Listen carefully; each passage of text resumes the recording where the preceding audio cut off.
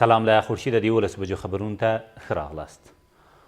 په فراه کې د یوې چاودنې له امله د یوې مېرمنې په ګډون 8 کسان وژل شوي او 40 نور ټپیان دي.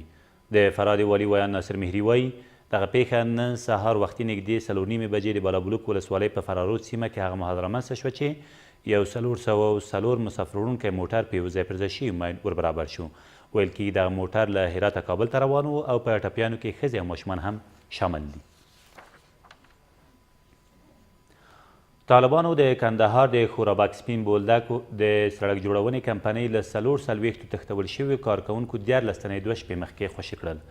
د کندهار سیمیز مسؤلین وایي لا تر اوسه د 11 نورو کسانو د برخلیک په اړه کره معلومات په لاس کې نشته. ویل کېږي پاتې کسان د ډیورن فرضي کرښې هاخوا په ګلستان سیمه کې ساتل کېږي. دا کسان چې د سړک جوړولو د یوې کمپنۍ 60 ساتونکي او 14 تخنیکي کارکوونکي دي 40 ورځې مخکې تښتول شوي دي. ولسمشر غني په ننګرهار کې پر یوه قومي مشر او د ولسي جرګې د راتلونکو ټاکنو لپاره نوماند حاجي حیات خان ترسره شوی ځانمرګه برید وغانده.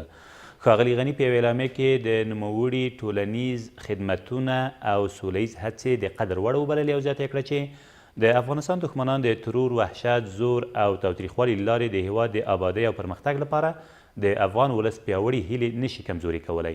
دغه پیښه تیر ماښام د ننګرهار د روداد ولسوالۍ په کابل کمپ سیمه کې هغه مهال رامنځته شوه چې یو ځانمرګي بریدګر د یو ډاینا موټر په وسیله د حاجي حیات خان موټر په نښه کړ چې په پایله کې نوموړی د خپلې کورنۍ له 3 غړو سره ووژل شو او یو زوی یې ټپي دی. د غلو یوه 9 کسیزه ډله په کندوز کې د پولیسو لوري ونیول شوه.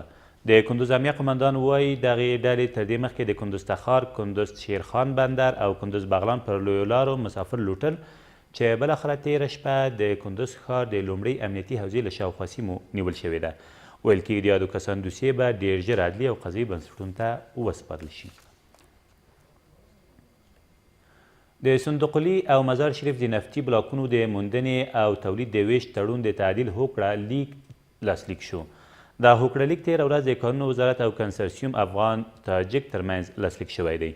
د دې هوکړې له مخې کنسرسیوم په 2 کالو کې 80 میلیونه ډالره پانګونې ته ژمن دی. یا د پروژه به له 400 څخه زیاتو کسانو ته کاري فرصتونه برابر او د دولت عواید هم لوړ کړي. او په لوګر کې د افغان ځواکونو په تازه عملیاتو کې 7 طالبان ووژل شول. د لوګر د امنیه قمندانۍ ویان شاپور احمدزی وایي په دغه عملیاتو کې چې په تېرو 4 ساعتونو کې د محمد اغې ولسوالۍ په زرغون ښار سیمه کې ترسره شوي د یادې ولسوالۍ یو شمېر کلي هم د طالبانو له شتونه پاک شوي دي. ویل کېږي دغه عملیات اوس هم د یادې ولسوالۍ په برګ سیمه کې روان دي. دا تر دې مهاله وروستي خبرونه، تر بیا مو الله مل.